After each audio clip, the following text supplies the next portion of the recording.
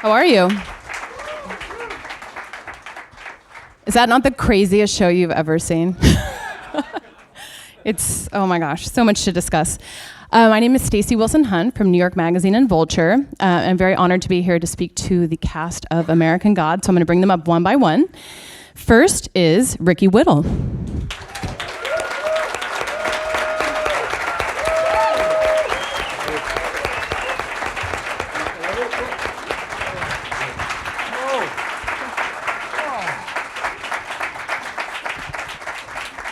Good evening.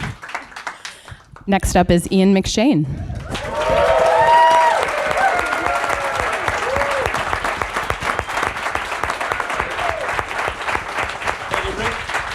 Hi, everybody.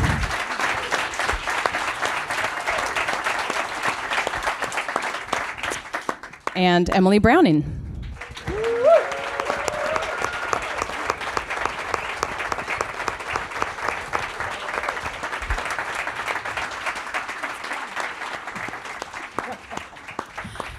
Pablo Schreiber.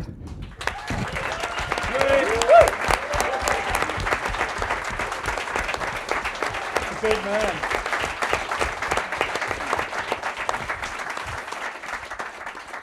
And Bruce Langley.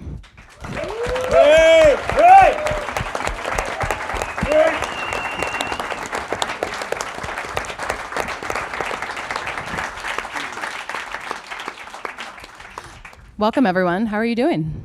Very well. Thank you very Good. much for coming out, ladies and gentlemen. We appreciate you taking time out of your Did you day. like it? Now, there's a reaction. See you next season. That's an Ian McShane mic drop.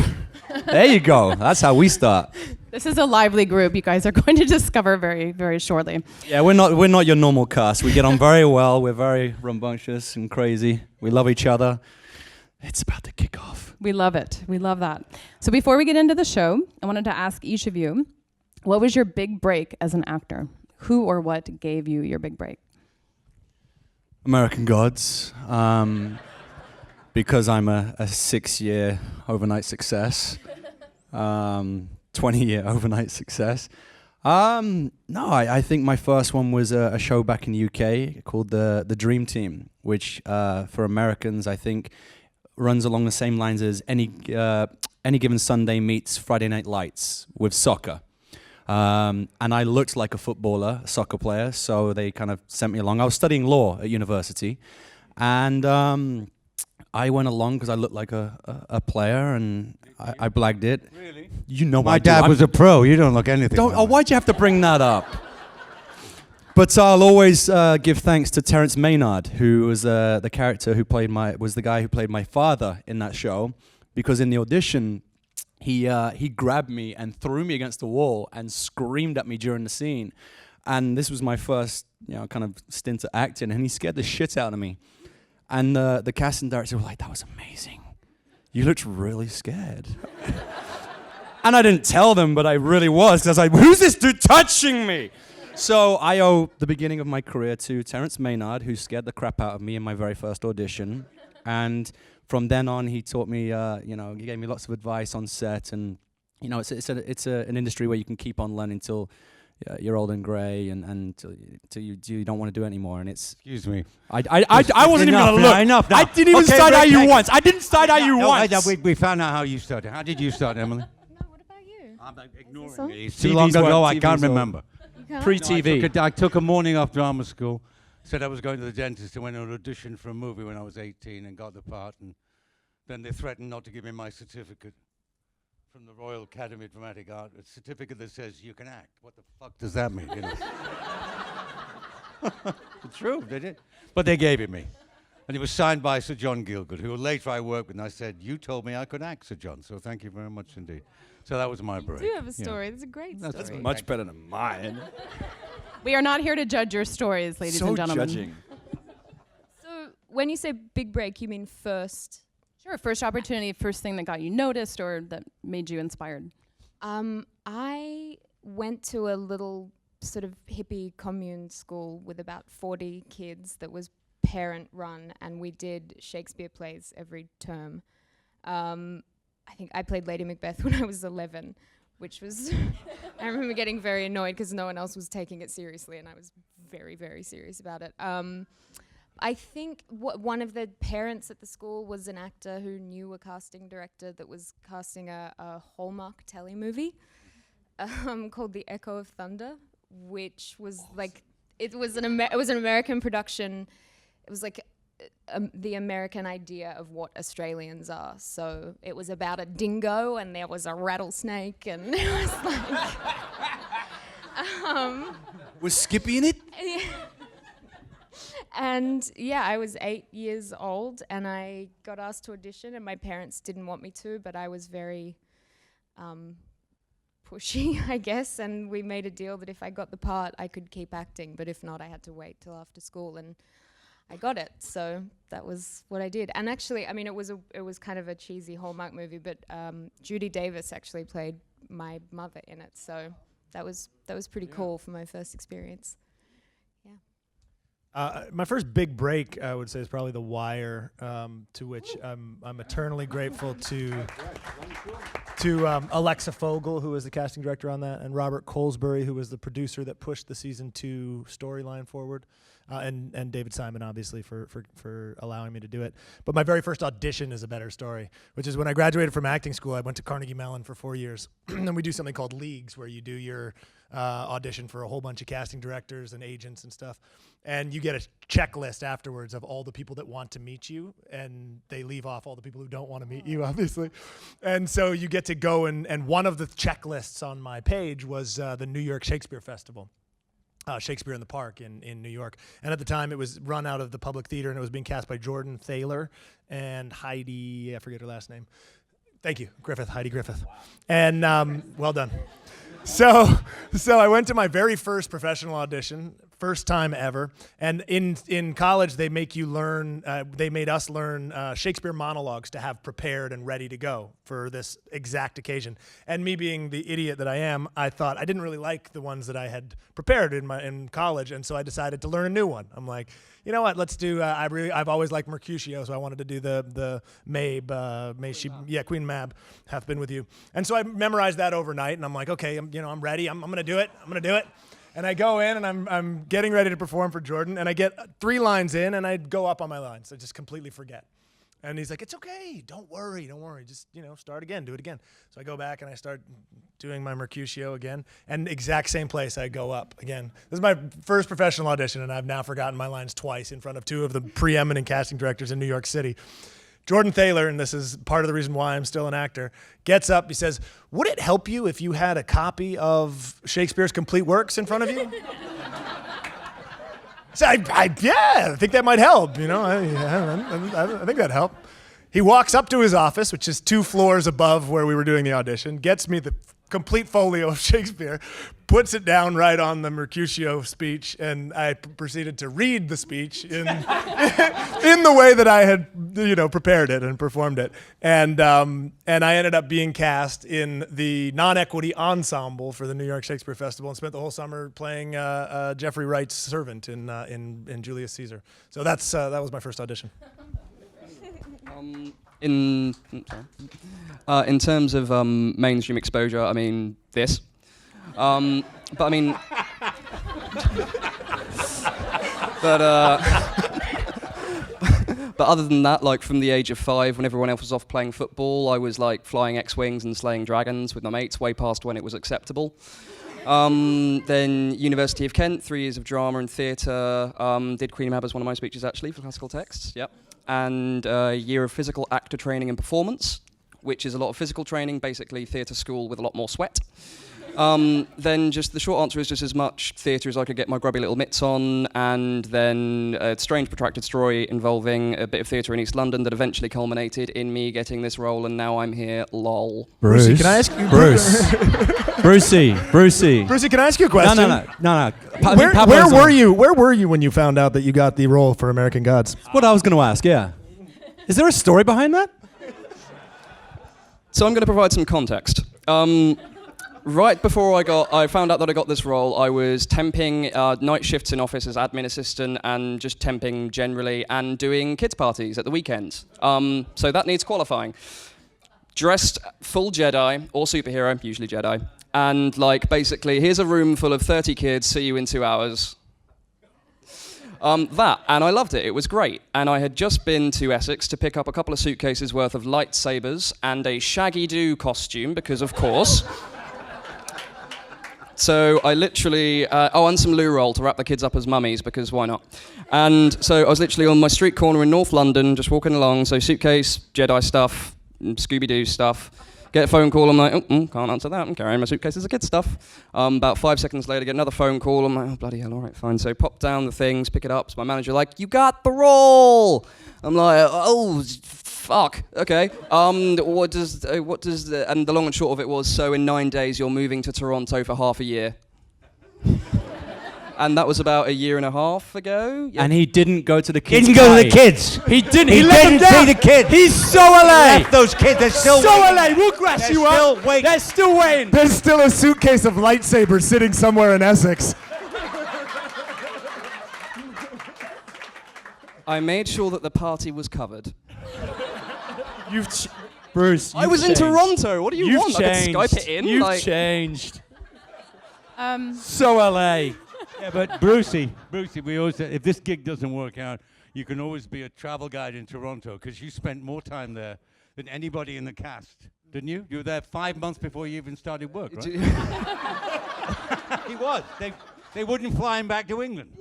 We were researching our roles. Brucey was researching our shooting location. I don't even think I need to be here right now. We got you. I spent a lot of lovely time in Toronto. It's a beautiful city. You should all go. Any recommendations? Restaurants, Yes, lots. locations? I can literally walk you around all of the center like the back of my hand. So just let me know. So This is anyway, the new Google Maps. I would like to know, what was each of your first reaction when you read the script for American Gods? Did you know what the hell it was about? Started looking for a thesaurus and a dictionary myself. It is one of, I even my acting coach was like, I know why they sent you to me. This is the most complex script I've ever read. And it is. It's very insane. Ian? Yes, what? Do you want to talk? No? About what? About the script. About Your- American your- Gods. Yeah, about your first reactions to the script. Well, I'd never. It's I'd far never- away. There's a sound delay. No, I'm not a. I mean, futuristic isn't my preferred genre of reading. You know what I mean? So I'd worked with Gaiman before. I'd done one of his kids' books, Coraline, and but Neil is one of those. I mean, he loves to write and he loves to talk and he loves to get involved in his projects. And when Michael Green, who I'd worked with before on Kings, Wonderful. and thank you, my agent.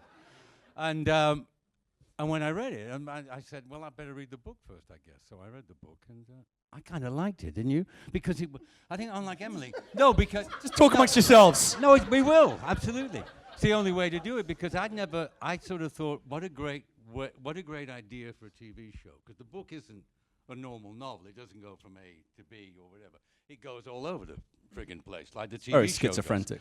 Good. Have I got an echo in this room? Oh, yeah. Thank you. Anyway, but it was like, and Michael and Brian, I worked with Michael, and then, of course, Brian's fevered imagination as well, working on it, added all that beautiful blood and all the special effects and all the other stuff that Fuller brings to it. And they were they're like perfect showrunners on the blueprint that Gaiman gave them. And they've embellished it, and I think made it better than actually because some of the book you want to go, where am I going? But somehow it seems a natural fit. And it couldn't have been done at any other time. I don't think it could have been done before the last 3 or 4 years. So I think timing, luck, which is always important in this business, as we all know, whether you get found out, because cream doesn't always rise to the top. How many terrific actors gave up the business because they never got a break, or it became too late, or they had other problems. So, it's like saying this show had a lot of luck going for it, which is great at the same time, as well as being talented people here and behind the cameras. So it's worked out pretty well overall, and I'm enjoying watching it, because I haven't even seen the last 2 episodes. They've all seen it, but I'm being constantly surprised every week, which is kind of nice, And Ian, you were initially interested in another role, not that of Wednesday. But you had initially thrown your hat in the ring for a different What, darling? role. I'm sorry? You were initially interested in playing a different role. No, I wasn't interested at all. No, Brian. I wasn't interested at all. No, Michael Green sent me the script and said, they said they're interested in you to do this part called Chernobog. And I read it and I thought, very nice, but I know 20 actors who could play it 20 times better than I could. Well, they did in the end. They got Peter Stormare to play it. But I said, and I read it and I thought, wait a second, what's this? Because I wasn't really interested in doing a TV series. That's when Michael said, I said, who's this guy, Mr. Wednesday? And I said, well, I'll read the book. And then a week later, they came back and said, would you like to play Mr. Wednesday? Which is fine, So it's so it was, as I said. Worked out very well. And Peter Stormare was brilliant as Chernobog, And That's my Emily, story. I'm going to let you talk now, if you can. We'll see. I'll try my best. Neil First- Gaiman has said that Laura Moon is his favorite character in the series, which is very cool. And she has a much larger role in the show than she does in the book. And I'm wondering how much of the sort of reinvention that we see on screen is what ideas that you have brought to her versus what Brian and his team have said, okay, we're amplifying her presence and these are the ways that she's going to be a bigger force in the show. I think she was definitely very different on the page automatically before I even signed on. I mean, the first script that I read was episode 4, which is Laura's first episode. So I had no fucking clue what was going on. I was like, she's kind of this sad, weird, depressed kind of asshole, to be honest. And, she's kind of like going through the motions, didn't really understand. I had never read the book, didn't understand what was going on. And then, she's dead and now she's having someone wants to take her heart and weigh it on a scale. So it was very kind of confusing for me. But, I think what was really lovely for me about doing a television show, which I've never done before, was the fact that the scripts were still coming in as we were shooting. And when a new script would come in, you would sort of see the influence that you had on the character and the ways that Brian and Michael were building the character around you, I suppose. I think in terms of my ideas, I mean, I don't know, there's always, when you're working with directors, there's always conversations that you have, but I wouldn't say that I came in and rewrote her or anything. I just think it's kind of nice to see how they adapted the writing to us. And Pablo, I think it's safe to say you have the most number of physically grueling scenes out of any of the actors. Which sequence was the most difficult to shoot for you physically, and did you have any lasting injuries? Well, that's a leading question. So the fight scene was probably the most taxing, mostly because we had to shoot it twice. The one in the bar. The first one Yeah, in the first bar. Oh, yeah. Do I fight anybody else? No. Oh, yeah, her. Yeah. That's right. That's not much of a fight, is it? I really take the brunt of that little one. different, yeah. She flicks me and I go flying across the room. The fight scene with Shadow in the first episode was the toughest because first of all, it was just, both times we shot it was a whole day of shooting the fight. So it was just a whole day of physically exhausting and hard labor. And then on top of that, the second time we shot it, Ricky split my head open with a headbutt.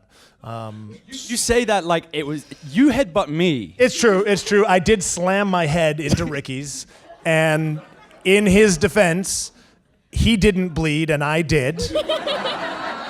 So I guess it's my fault. And I also bled for it, so I'm doubly ashamed. I was just supposed to react. You come to me, I just go, oh, it hurts. It was all you. Yeah, he's got a head of stone. So I bled all over the floor, and the lasting injury is a little scar I have right there. Hey, Pablo went to hospital. You had your forehead glued shut, and then was still like, let's fucking shoot this. He came back to set and was like, let's do this now. Yeah, I came back. That's the professional right there. Well, no, by that time we were 5 or 6 months into shooting this series, and this was our third or fourth scene we were reshooting at that point, and I was really tired of doing things over again. And if we didn't finish that fight scene that night, it means we would have had to schedule a whole nother day to do it, and I wasn't going to do 3 days of that fight scene, so I wanted to get it done. So we did. I think That that makes was sense. a night shoot, and I wasn't going to shoot until you guys had done that scene. So when I was in hair and makeup and I heard Pablo's gone to the hospital, I was like, yes, I'm going to film sooner. And you came back. You just got a real insight into the heart of Emily Browning over here. She plays herself on the show. Yes! Yes, he's injured. I get to work. Me, my turn. No, just kidding. And Bruce, I have a question for you. So your character in the book is fat and smokes a lot of cigarettes and doesn't leave his basement. And obviously it's been updated so more of a 2017 sensibility of technology and its wrath and sort of the way it controls us. I would love to know who or what are you channeling with this character, because he's definitely the most annoying, obnoxious character on the show. So I'd love to know, do you have a touchstone or someone you're thinking of in the physicality and like this obnoxious hair and just all of it, just from top to bottom? He gets the point. I'm just making sure you knew exactly what I was asking. Not a specific reference. For me, it was about trying to establish the filter through which he sees the world. So he's the Ephesian representation of our entire relationship with all of technology, across generations, all of that fun stuff. So for me, it was mostly about trying to, exploring that he has a composite consciousness, so part artificial that can think literally faster than all of the human species combined. That's one part. So no acting required on that. Part deity, so very, very young, and all he has known is just constant worship and adulation. And then part human that has to try and interact on some form of emotional level with these inconsiderate sacks of meat called people that don't think as fast as he does. So that was my kind of entry point to playing with the character. And then from there, it was just a whole bunch of fun, another play. Like the metaphor I like to use is that he runs hot, like he's thinking about different paradigms of reality and different ways of thinking, literally different consciousnesses. In the millisecond that it takes you to think about something, he's thought about so many other different realities, and he's got to sit there and wait for you to process him saying hello. That was a very well-crafted answer. And Thank breathe. you. The human algorithm. Very well done. Wow. Ricky, I would like to know how much of you is Shadow and vice versa? I think we've established none of me is Shadow. He's this very stoic thing. Orlando Jones always likes to point out, you don't realize what I'm doing on the show until you meet me in real life and you realize... I think we fully realize now. I'm a goofball! Yeah. I am. Number one, I'm British. Ta-da! Why are you talking like that? I don't know. I've never spoken like this in my life. I'm from the ghetto, so I talk like that, don't I? You're from the same town as me, Manchester. We support the same football We club. do. We Absolutely, do. yeah. We do. No, Shadows, I get excited by people who've read the book and know about Shadow's journey and everything about the book, because they really are already onto what I'm trying to accomplish. I know where I want to take Shadow, and so I've worked backwards from that to create this to start with this empty vessel that, lacks emotion and personality. He's lost everything in his life that he held dear. He didn't know his father. He lost his mother when he was young, and so he traveled America until he met Laura. And when Laura, the one thing in this world that he actually believed in and loved, was taken away from him, he now has nothing left to live for, which makes him so vulnerable for Mr. Wednesday to kind of manipulate him. But it's going to be exciting for me as I slowly build his personality. He really has to earn his a personality, because Brian and Michael write such fantastic lines, and I see so much comedy in the script, and it's been really hard because I'm kind of being flanked by all these incredible characters and gods and zombies and all this who are really out there, and they're having so much fun. And this is the best ensemble cast I've ever seen on TV, and never mind actually work with. Networks will be lucky to have this across their whole slate. This is in one season, so I'm looking forward to season 2 and who else comes in. But yeah, so I've had to really resist kind of leaning towards those jokes and those gags that I can see so much of in the script. So I'm really looking forward to once Shadow kind of starts to figure out this insane puzzle and gets his It'll never happen. confidence. It will. It will. I get the I will joke. be funny. I get the joke. No, I will be funny. Everyone loved the marshmallow line.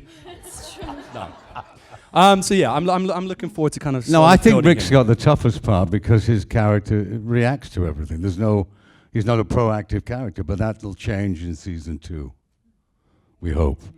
And tell me a little bit about the level of green screen acting you're doing. Is that Is it in every episode? It's- Is it, there's- I mean, how there's much a of what lot we're of that. seeing is We've all kind of experienced it through different forms. Ian has obviously done a lot of green screen and blue screen in his career with pirates and things. This was my first time and very exciting for me because I always wanted to kind of do that sort of thing. And it's where your inner child comes out. And I've told this story before, but when in the dream sequence, and I've got the buffalo is there. There's another. The buffalo is represents something, and he'll come back and haunt me in my dreams. That's why Shadow doesn't sleep. And you're just in the middle of a set with just a small area, and then you're surrounded by blue screen, and you have to literally give everything over to the director, all your trust. You talk about what you're going to see and kind of. You trust the director? I try to. And so, there's you're kind of like Like when they say, "Can you give me an option?" Never give them an option. never give an option because they'll use the one that they want to. Just do what you want to do. No, don't say that. Yes, you do. No. So you're kind of like going through it. So in the you saw the first episode. So I'm kind of climbing through the tunnel, and the tunnel's there. The tunnel's there, and then there's this kind of like stick when I get through the tunnel, but he's like, so it's a huge tree, and it's a really, really big tree, and you're kind of going, okay, it's bigger, whoa, and wider than that, oh wow, and they're just talking, they're shouting at you from the set, and you're trying to make it look like you're not getting prompted from the side, and there's a buffalo behind the tree. Oh, and he's coming around. No, he's a big buffalo. Okay, he's back up there. Okay, and he's coming towards you, and he's got fire in his eyes. Ooh, so now I've just seen that fire in his eyes. So you take a couple of takes to kind of get the idea of what you're actually seeing, and then you kind of build up, to yourself. And then when they say cut, you feel like a dick because you're just going, don't make me look good, please. So it's very exciting, but you do literally have to just mug yourself off in front of the whole crew and cast and just really let go. Let that inner child go. You're playing cops and robbers, cowboys and Indians, and just have fun with it, and just let your imagination go. But now that I've seen the talent that we have in our post team and all the CGI and the effects that they've used, you know that next time you really can go to town with what you think they're going to create because they've created some incredible visual pieces there that are going to be talked about for a long time. I'm looking forward to seeing what they come up with in season 2. And what scene have you seen in its final form that shocked you the most, that you maybe couldn't necessarily visualize what they were trying to do? That one? She's definitely not spent. That was very, very memorable. Yeah, I just think, as Ian's pointed on, I don't think this show could have been done before now, the special effects. And they said it couldn't be done. And Brian and Michael have proved them wrong. Stars and Fremantle have backed them up with everything that they could, and they've really produced an incredible production. And there are so many scenes, even just things that people don't even realize. So like when Pablo's picking coins out of stuff, they're not there, but people, it's so... I wasn't really making coins come out of thin air. Well, some of them you were, right? That one from the beard was in there. It was tucked in there, no?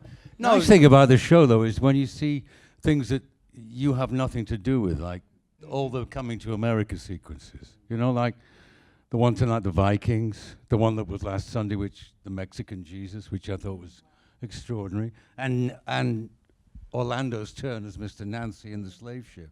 No, I mean it's quite, a lot of shows say they're pushing the boundary or they're pushing the envelope, and I think this one actually does more than most. We were at the Deadline party the other night. Yeah, I agree. I was doing an interview with this guy for Deadline, and he said, how does it feel to be on a show that is a part of the age of what the fuck television? It took me a moment to process that. I was like, I'm not sure how it feels, but it really is. Like they said, it couldn't be made before now, and I think for more reasons than just the visual effects are amazing, and the technology has come far enough in order to support this show being made. But also, a show like this, if it came on the air 2 years ago, even I think would have come and gone, and nobody would have caught it. Nobody would have cared about it. I think we are in this very specific moment of television where things it's really hard to catch an audience. It's really hard to be the show that's buzzworthy. And so everybody's trying really hard to catch eyes and be buzzworthy. And so one of the ways that people are doing that is to be the most what the fuck. And thank God, we're one of the shows that is really being what the fuck. But I think it supports it more than that, in the sense that it is what the fuck, but it also, they're coming up with a lot of things that make you talk the next day. But at the same time, it's all to support this narrative that and storyline that is truly, I think, beyond. Yeah, I mean, if it was just effects for effects' sake, anything can do that. But a show like Legion, which is terrific, which is, again, is expanding TV. And Preacher, somebody else mentioned too. It's like all these. There's over 400 shows looking for an audience. I mean, that's something like that. And there's so much good stuff about. I mean, you watch stuff like Atlanta, Baskets, which is what. I mean, that's what the fuck. But they wouldn't have done those shows 20 years ago. But every company is looking. I mean, the most AT&T make. I mean, I didn't know AT&T make. Everybody, they're looking for content down the line, whatever. I think there's also something particularly resonant about the timing of the show in the scope of American identity. Oh yeah, I think Sort of absolutely. everything we're talking about. Fortunate. I mean, what do you think about the show makes it a show? I mean, people outside of America are watching the show, but the show has American themes, and I'm curious what you think they are in terms of how they relate to what's happening in our country today. We've just become very fortunate. The book came out in 2001. A lot of this was already in that. Neil Gaiman was very smart in kind of foreseeing a lot of this. But how could he foresee this? The iPhone wasn't even invented when he wrote this book. So never mind the evolution that's kind of the evolving technology that's happened. And we wrapped in November before the inauguration, before all this kind of kicked off. But now all of a sudden we have become the most politically relevant show on TV. We talk about immigration, religion, I think you have racism, to be careful when women's you rights. say that makes us fortunate. No, Because it is fortunate. Neil Gaiman said at the LA premiere he would give up all the success and the money if this had stayed a sci-fi and didn't become real life that we are living today. And it's unfortunate, but we as long as we've got this great platform to tell stories, yes, we're entertaining, but we also have a responsibility to inform and educate. And we have an incredible groundbreaking scene between two gay Muslims, which is illegal in some countries, punishable by death. It shouldn't be groundbreaking. This is everyday life. This is normal. It's just love. You've got two incredible actors in a beautiful, beautiful scene. It's so beautifully shot. It's acted so beautifully. And one of my favorite tweets that came to me was exactly how I wanted, because we could have gone down the road of America's going, this is disgusting, and you get all that. The best tweet I saw was, my dad was absolutely fine with the gay Muslim scene, but was freaked out when he found out Ricky Whittle was British. And that's the reaction I want. Yes, it's an out there scene but we're going down that line, and we're not afraid to tell stories. And in Brian and Michael, we've got fantastic leaders who are just going to tell stories that need to be told, that should be told, and they're everyday stories. America's this great melting pot. No one, bar Native Americans, are native to this land. We're all immigrants. The president, his many wives are all immigrants. I'm an immigrant. We're all immigrants. So, these are themes and stories that need to be told. And I feel very proud that I'm a part of a show that is not afraid to tell these stories and will not be silenced, will not be quietened down by insignificant people who have, something to say and are trying to stand on different cultures, different people, I just feel very, very privileged, to be a part of this project. We're also just making a television show too. I mean, that's Cheers, Ian. I agree with it. No, I agree totally, Rick. But at the end, you've got to, you have to entertain. Yeah. I mean, it's not a polemic. It's not an op-ed. That's what you read the papers for. Well, some people read papers. I mean, in this country, a lot of people don't read. I mean, sadly anymore. Or in my country. I mean, we got an election tomorrow. In England. It'd be very interesting to see if the bitch lady gets in or Jeremy gets in. Oh, no, she's a nightmare. You can't have Theresa May. I mean, she's turned more times than a Lexus. I mean, you know. But I mean, we're going to get political, yeah. But I mean, you've got James. I mean, talk about TV. We're doing fiction. TV in real life is amazing. I mean, can you really wait till you wake up and hear what the Orange Monster has said every day? You can't. You really can't wait to hear what has gone on. I mean, it's like you go, wow, and then you think the reaction, and then you get the normal reaction from, you know, the Republicans, whatever. Which, you know, well, what do you expect, you know? But it's a really weird time we're living in. It's entertaining. It's bizarre. And it's real life, you know, and just hope you keep them away from that button, you know, that's all. Yeah, that's our competition. Yeah, that is. That's why we're in the age of what the fuck TV. What the fuck life? You have to compete with that fucking guy. And with that, we segue to audience questions. Sean would like to know, for whomever it inspires, if you know now what you didn't know when you started, what would you do differently in acting and in life? It's a pretty big question. That's deep. Very deep. Is Sean here? Sean is here. If, Hi, Sean. If you know what you didn't know when you started acting?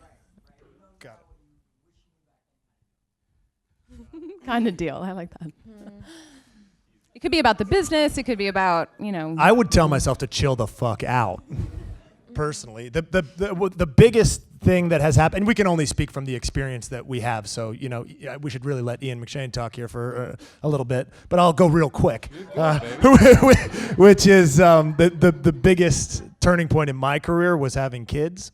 And the reason that turned so many things around for me is I suddenly realized how fucking self-possessed and focused I had been, and like really narcissistic, and I had only thought about like myself and my career and all this shit. And as soon as I had a kid, I was like, okay, that thing is way more important than all of this. Right? Like that stupid audition I was worrying about tomorrow, who gives a fuck? Like that guy needs his diaper changed, or, you know, he's gonna yell at me. So suddenly I was not worried so much about all of it. And as soon as I stopped worrying so much about all of it, I got way better at it. And that was I wish I had figured out how to not take it all so seriously and not worry about it so much. Without having a kid. Not that I wouldn't want to have my kids, because I do want them, but I wish I could have figured it out first. Excellent. Very good. This is for Ian from Christine. And Christine says, since you've directed before, have you been approached to or have you considered directing any episodes of this series? Sorry, darling. I was just about to expound on life after Pablo, but I'm glad you saved me from that. I don't want to rob you of that, please. Okay. What did you have to say? I think we would all like to know about I've life. directed. No, I used to do it, yeah. About this. Oh, you God, like no, not on something like this, please. Can you imagine directing you? You'd look at me and go, Fuck off, Ian. exactly. I Thank know you. what, dude. No, I used to do a show in England I produced and direct called Lovejoy, which is a very successful show in the early 90s. Yeah, it was nice. But it was like, I used to take like I'd do the first one every year. So I had the time to recce for a month, you know, look for locations and do it properly. I mean, nowadays, if actors directing, it's just a question of, you know, it's just a sop to the leading actor to say, we won't give you that money next year, but we'll let you direct a couple and we'll put you on as an executive producer, you know, whatever. So we'll let you direct a show. No, I think when you do a show like this, no, you want all the concentration on your acting. That was different, Lovejoy. Because it was like the first one of every year, and we knew what was doing, and you know, it's like that was fine. And then we'd have the regular show. But this, no. You want some good directors, you know. Yeah, we do need some good directors, especially. I loved your director, Craig Zobel. Yeah. They did He your was amazing. episode Yeah. 4. Episode 4. Yeah. That's also one thing, a great thing about this show is also it's not like wacko out there every week. It's a different story. Emily had that story with Ricky when you knew about their background. Next Sunday you've got one coming up, which is Sweeney and you, Esty Tregowan. I mean, but it's not Laura.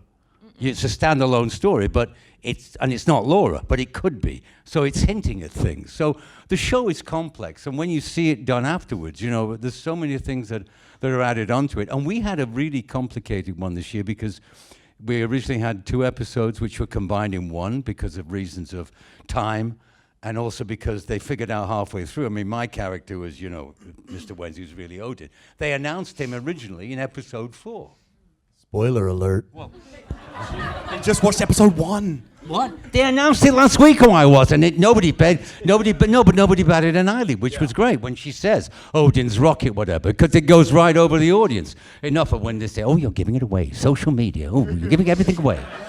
Oh, don't give everything away, don't tell us, oh, fuck up and get a life. You know, Christ. Who gives it your cat away? You know, it's like complaining about a newspaper article. The next day, they're wiping their asses with it or putting fish and chips in it. So worry about that later. Please, you know, get on with it. People have got lives to lead, but they love it. It's typed out there now. Am I going too far? Am I getting too excited? I don't know. No, can I'm we talking get about acting. Can we get a few more uses for newspapers though? I feel like we were onto something there. So all I know is that acting is a great fucking job. If you're any good at it and you get lucky at it. It's a blessing. It's one of those things. Don't you get when you're out there? I can smell it. When I wake up in the morning, I get to that set. Shut up, Ricky. I'm talking.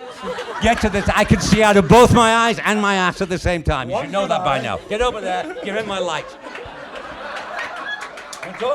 No, but really, it's a wonderful profession, and it's the most frustrating profession.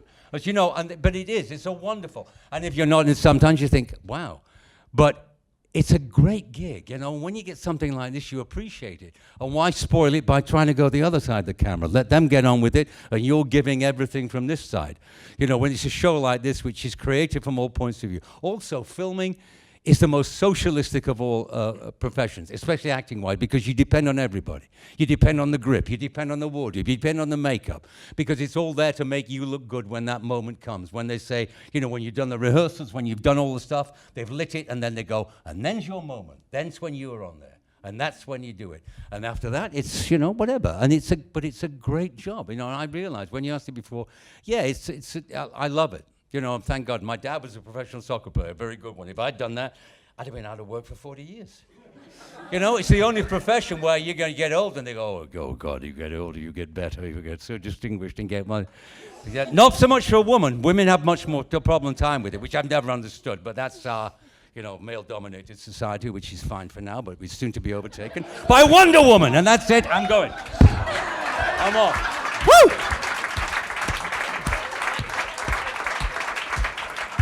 Honestly, there's really nothing we can do to follow that up. So I'm just going to say thank you all for being here. That was amazing. Questions! Thank you. Thank you, guys. Thank you.